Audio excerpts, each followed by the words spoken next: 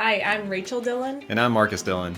And this podcast is Who's Really the Boss, where we highlight the joys and challenges of running a business with your spouse or family. Our mission is to strengthen families and businesses by helping listeners avoid the mistakes we have made so they can lead and live happily ever after. Well, hey there. Welcome back to another episode of Who's Really the Boss podcast. Thanks for having me back. It's a good start to the week. Hopefully everyone is listening to this and energized for what's coming next. I think this one may drop on July 4th. So maybe people are off this week. We'll see. But start of a new month, start of a new quarter. The year is halfway over, which is kind of fun and scary at the same time. So, yeah.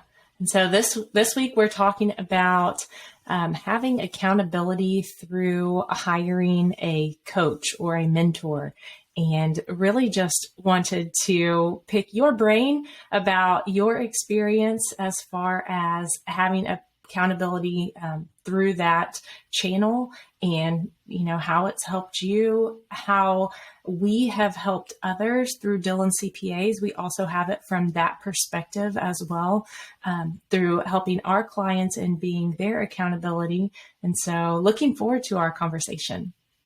Yeah. And I think you were the first one that kind of went down this road with some of the personal coaching that we've both kind of taken advantage of over various years. Really, it comes down to our first introduction to it was around nutrition and like workouts, things of that nature, just because we kind of felt stuck or wanted a different result from what was being had by kind of being responsible all on our own to do this. And so you were the first one to really seek out personal development coaching in that aspect. I've done it professionally through, consulting organization that we're now, very closely aligned with. But tell me about what was it that made you step out and say, okay, enough is enough. I need to get professional, support in this area. I think life is interesting because I believe at one point I was having a conversation with you about life coaches and why would anyone ever need a life coach? Like, what even is that? And I was much, much younger than I am now. And now I'm like, I think I could use 6 life coaches, every area of my life, as well as a personal assistant. So there you go. Life is funny in that way. Never say never. And so, and I think we can, I think you mentioned it, but we could even rewind. So shout out to Amy, who I would say was our first coach. And she was the first person who helped me with something. So when I first came on to Dillon CPAs, and then we very quickly implemented a new practice management system, Amy was very important and helpful in that implementation, and somebody that I could reach out to when I was struggling, really. And then also someone to, say, hey, you're doing a good job, keep doing this. And now that you've done that well, you could also use it in this capacity, or you could also do this. And so I think first, we were together in using kind of some business help or coaching.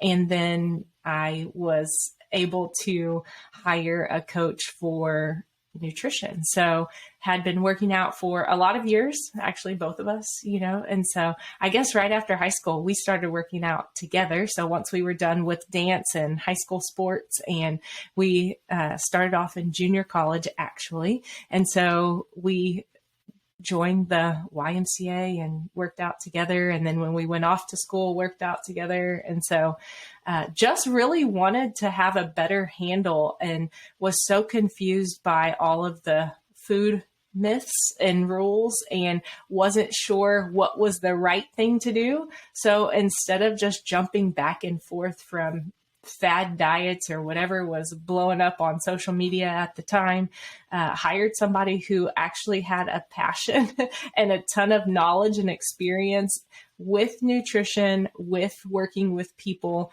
with helping people achieve their goals. And so that was game changing, life changing, and has, just able to take that education that was learned and share it with other people now. Yeah. I think the main thing that you have to realize is as a person, before you're ever accepting of what that conversation with that other side may be, you have to realize that you want something better and you've kind of exhausted the resources that you have, whether it's motivation or knowledge, and you have to go outside of yourself. So I think that's kind of the trigger to actually take that step, to seek coaching or guidance, whatever you want to call it, counseling. So that happened on many different fronts. You mentioned we had frustration in the business around different metrics and software. And so we had Amy, who's a part of a consulting firm called Rootworks, help us kind of implement and take next steps on a better system, teach us, just because she had that knowledge, she has done it before, she's helped people go throughout that path. The same thing when it comes to nutrition and strength training and things like that. We only know so much, and that's part of it. That's that first step that I thought, okay, we need to seek out the wisdom of others. The great thing that I've seen that comes along with those relationships too is obviously the accountability. And as humans, we easily get sidetracked. We go down the path of pleasure, what's gratifying in the moment. Maybe it's sleeping in, maybe it's eating out for the third time in one day. Maybe it's related to consumption. I really feel embarrassed. I really feel embarrassed by that comment, because that was our life for a while. I think those were some of your favorite days that we would eat out breakfast, lunch, and dinner. Now to think about that, yeah. I feel a little embarrassed or ashamed that was our go-to. And that was not on vacation. That was just a normal Saturday occurrence or Sunday occurrence for sure. Yeah, we thought we were doing so well by eating healthy and eating at home Monday through Friday lunch or whatever that looked like. And then start Friday night, it's like, let's see, that's probably 7 meals in a row eating out if it was a great weekend, and so, good times. And then you'd kill yourself for the next week to get back on track and then flame on again Friday evening on. So, that's not sustainable for waistline and, overall health unless you I don't even know, unless you're just so consistent at one of these salad places and you just order lettuce, so. Yeah, lettuce and chicken. Lettuce and chicken, yeah.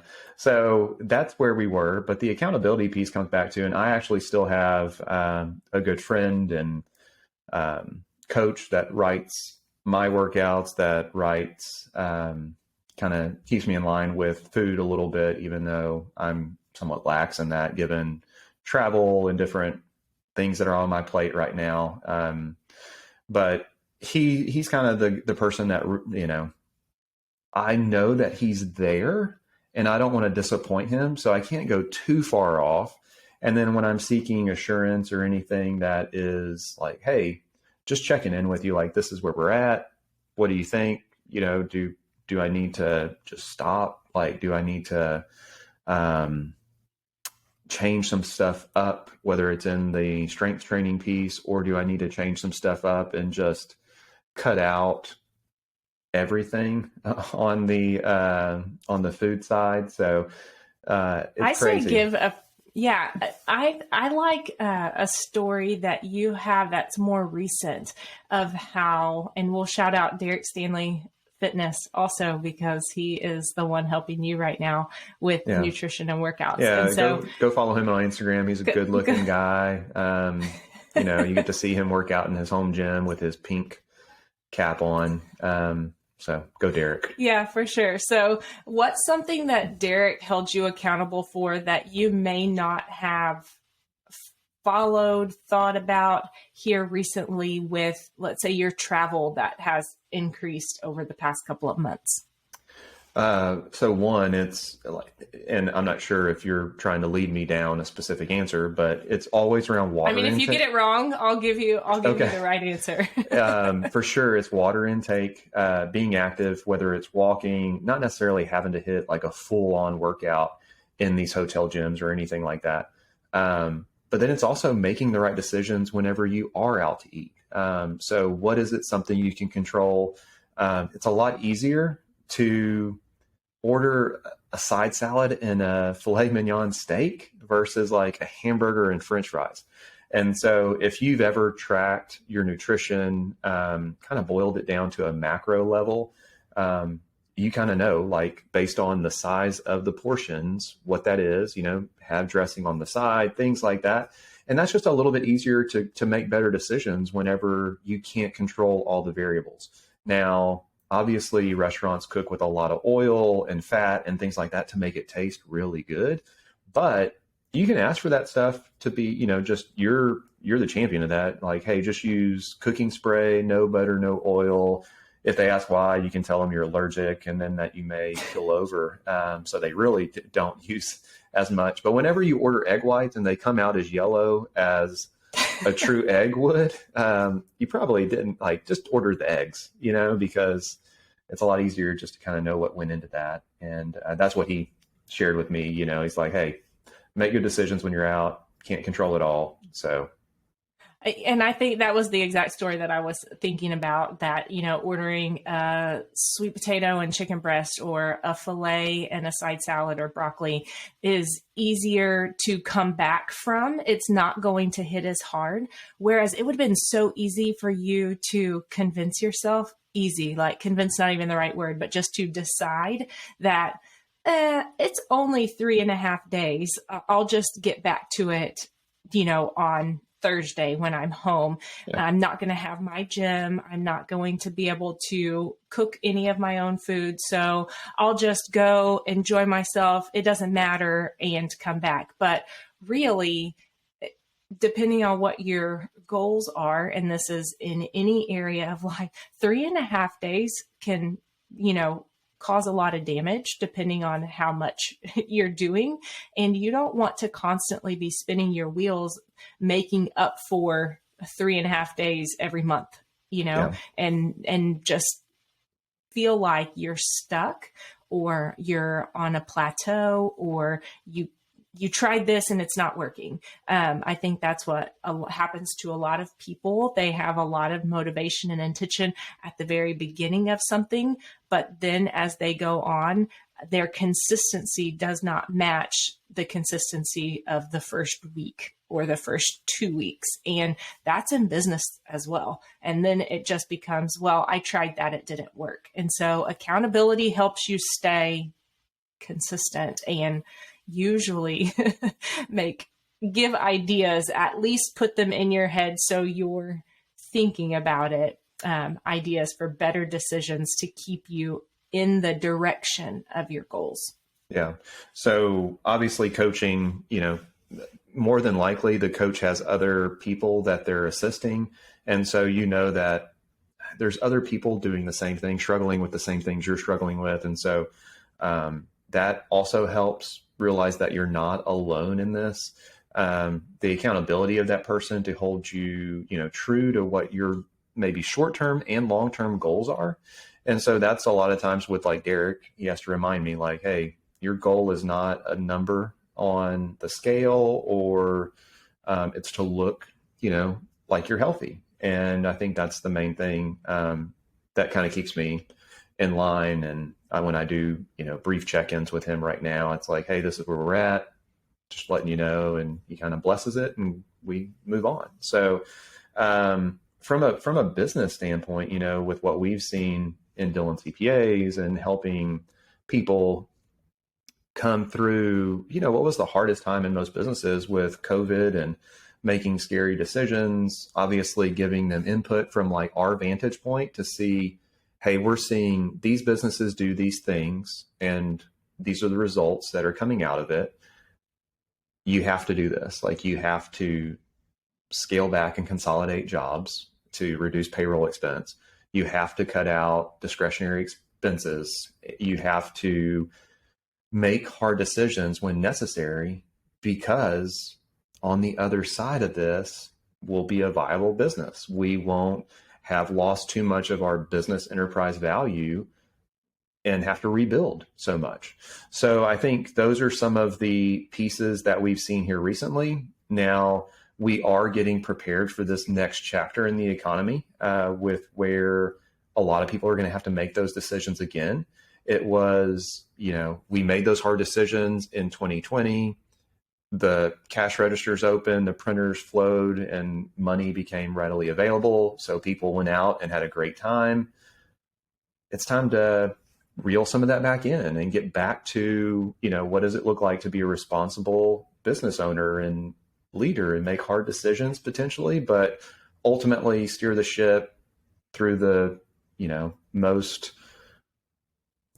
most convenient, most easiest path to long-term success. So I think those are the pieces that we're tasked with on this side of the relationship that we have with clients.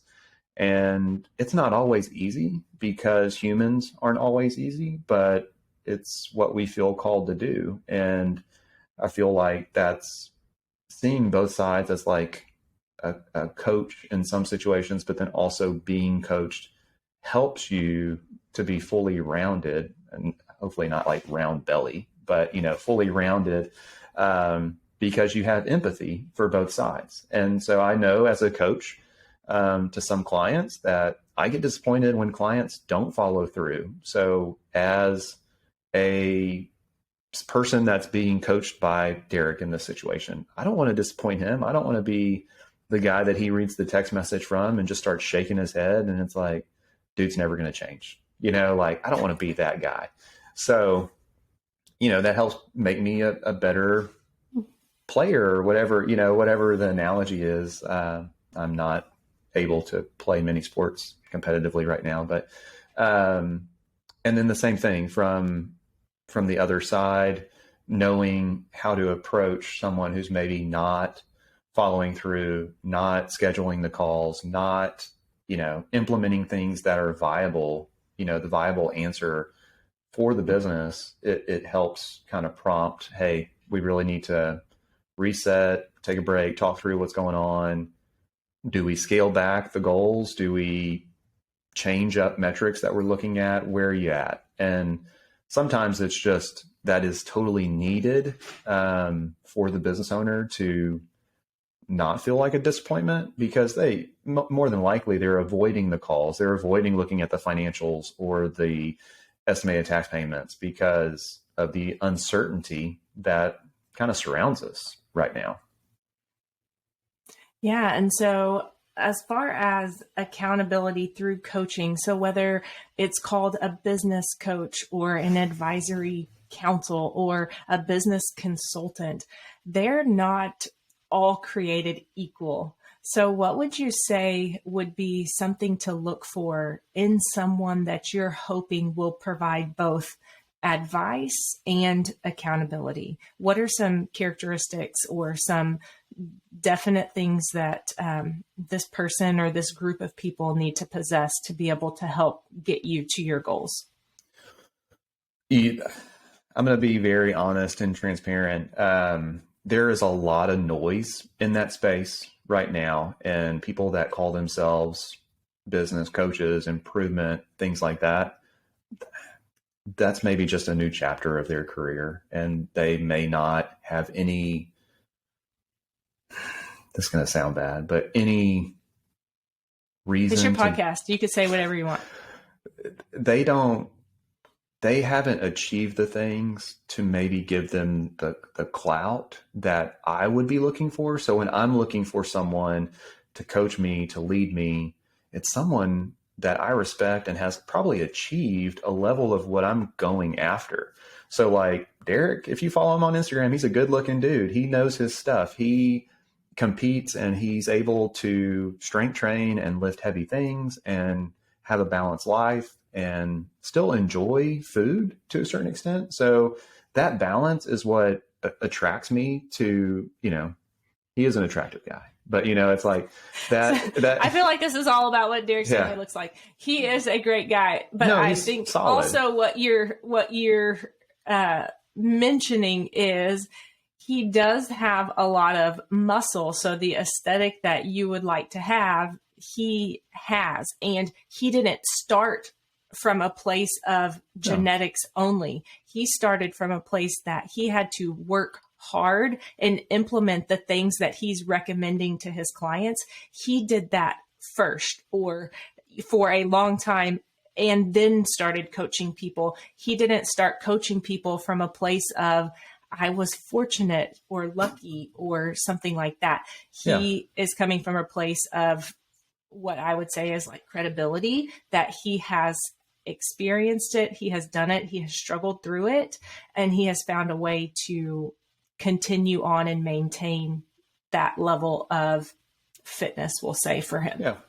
And the other thing is that his lifestyle isn't so different. Like he has a family, he has a wife. And so that's the other piece, that if you go follow somebody on Instagram and they spend 8 hours of their day in the gym, obviously they're going to look a lot different than the guy who can dedicate 45 minutes to an hour and a half. And so that's ultimately what kind of brings me back to him. The same thing can be said for like the mentors I have sought out in my career, in my life. It's people who have achieved, and I can verify that they've achieved those things that they're saying. And it's not just some, hey, look at me. And I think we talked about this previously. It's, I know whether through my due diligence that they are a legitimate person, that they've achieved certain things, that they've grown a team, that they've dealt with scaling up, scaling back when times are necessary. And so that's what I seek out whenever I'm looking for a mentor, a coach, an accountability partner, is someone that's already walked through it, because that experience is valuable to me, because hopefully that their experience can lessen the pain that I may have to walk through to achieve similar results. And so that's what we look for in coaching. And hopefully, it's also being realistic. I think people are attracted to successful people, and it's not fake. We live in this world of filters and everything that goes along with putting out your best face forward. I think I like to hear when people talk about their challenges or their failures, to try to mix up, hey, this is what we did, and this is my biggest failure, and do not do this, or this is how this challenge shaped us into being great. So, being a sports family and living through challenges and surgeries and things like that, and rehabilitation that gets you stronger on the other side, like it kind of makes sense in our mind. But for others, it's, Michael Jordan got cut from his basketball team, when he was in high school or junior high. I can't really recall that story. Goes on to become the best player arguably ever. And the way he did that was he took that experience and built upon it. And then when the time was right, he also surrounded himself with different coaches with different skill sets specifically for him as a player. And, coming away from, I was fortunate enough to go to the Masters, which is a golf tournament, very large golf tournament in Augusta, Georgia this year, and seeing these professional golfers who are at the top of their game. They have different coaches for different areas. So they have this little entourage. So if you are arguably the best in your profession and you still choose coaching and accountability and nutrition and things like that to keep you on track, like there is definitely a reason for that. And it's to take you that one little step further than your own talent or your own genetics would take you. Yeah, so I think for sure, yeah, definitely credentials are important, but I would say even more important is that than that would be their experience and what is their story? How have they improved? I think one thing also, if you're hiring, so if you're paying a coach, what is their success rate or what is their relationship with the other people that they are coaching? So I think that's different. If you're looking to someone as a mentor that you look to and you want your business, your life, your fitness to look like them, and they're doing it almost out of a friendly relationship, that might be different. Maybe they didn't need to help anybody else. Maybe they just need to tell you their experience. But I think for sure when you're hiring a firm, a council, a team, a person, that you need to look at who else have they worked with and how did they help them, or how do they help them? Like, what does that look like? What does that accountability look like? If it's something to where you only have access with them once a month, is that enough? Or is it not? Or if you only have access to them once a quarter, is that going to be enough to sustain what you're wanting to do and to get you to your goals? Or is it something where there needs to be weekly check-ins, So it just depends on what you're looking for accountability on, but having access to that person, is important because there's definitely a relationship that builds there. That person should want to know you personally, your goals personally, your lifestyle, those kinds of things, so they can help you navigate how to I guess manipulate or how to change course when To things adapt. are getting Yeah. off. Help you adapt to your lifestyle and what's going to be easy for you to stay consistent with and to maintain over the long term. Because really, hiring someone that's only going to help you and then you are going to revert back to what it was before that person, I would call that a waste. Really, Yeah.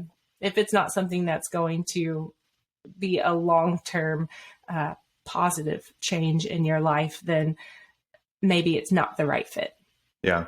I think the other thing that we've experienced, and I've been very fortunate, I know you as well, to have certain mentors in different aspects of life. And whether it's professional, faith, or just individual growth, I think you have to be willing. Obviously, if that person is successful, if they've kind of met some of those goals, you have to be willing to go more than halfway to seek out that relationship. And so I know that one of my relationships right now, it's like, hey, they're in a different town. I may have to jump on a plane just to seek out that guidance and really that proximity that they're willing to spend time, but kind of on their own terms because they're very busy. But I value that relationship. I value that mentoring that much that I'm willing to invest in that. And so, whether that's a paid relationship or someone's willing to give of their time, but on their own terms, I think that's something to figure out.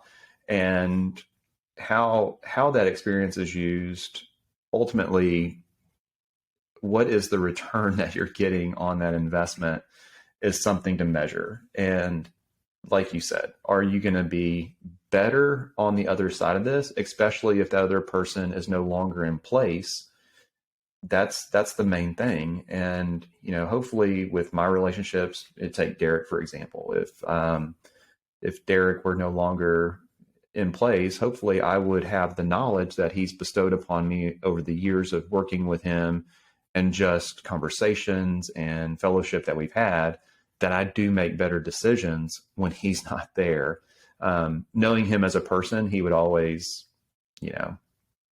be invested in our relationship and want to know how I'm doing long term. But, the dynamic may change whenever you don't pay someone on an ongoing basis. So I think those are the things to look for. Obviously, you just want to surround yourself with quality people who make you better.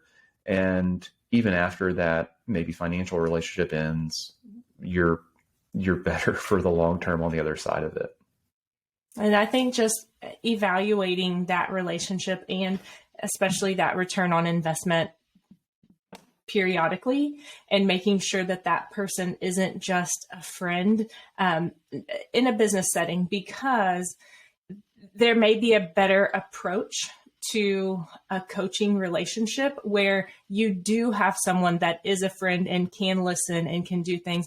But when you're looking at a coach, you really need to make sure, are they pushing you? Are they helping you get to closer to your goals or achieving your goals? If not, it might not be the right relationship, and you may have to switch that one for a different. It doesn't always mean just because one coaching relationship didn't work out that all coaching relationships are a waste of time and money. Sometimes it's just finding the right fit. And I think the way that you can look at that is, are you getting closer to your goals? And are they giving you ideas and holding you accountable and helping you adapt along the way to get closer to those goals? If they're not, you have to evaluate, what are you paying for? Yeah, for sure. And we see that a lot of times with like certain industries that we work with. They'll have a very industry specific coach, and it helps them get from, let's say, a startup to $1 million in revenue. And then they've got a new set of goals from 1 million to 2.5 in revenue.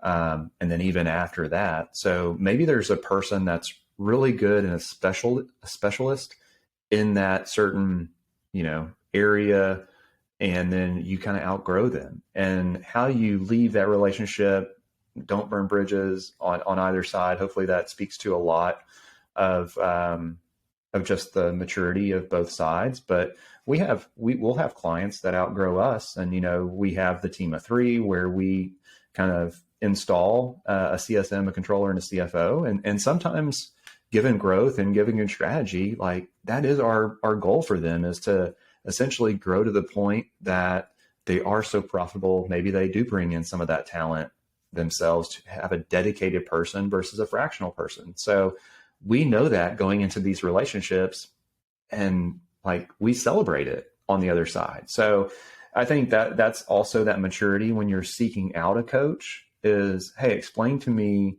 a time whenever this relationship has had to end. What does that look like? And if they stumble and say, well, no, this is like forever, it's like, nah, not, like marriage is forever, but not certain like business relationships. So I think that's something to keep in mind as well. Maybe ask as you are interviewing for coaching and accountability partners. That's really good. I think that might trip up a lot of people. I don't know that that's a question that gets asked all the time. You're excited whenever you're wanting to go into a new relationship on both sides. And so definitely asking what would the end look like is a great question. Cool. Well, that brings us to the end of this conversation, I guess. So it was a fun one. Hopefully people learned some real world experiences from how we use coaching and accountability partners. And, as they're evaluating those relationships in their life and their business, that they at least have some additional questions to ask when interviewing the right people. All right. See you on the next one. All right. Thanks for hanging with us to the end of another episode. If you have thoughts, comments, or feedback you would like to share, please leave us a comment or review on your favorite podcast listening platform. Be sure to subscribe to our podcast so you don't miss any future episodes. Join us again next week for another great conversation.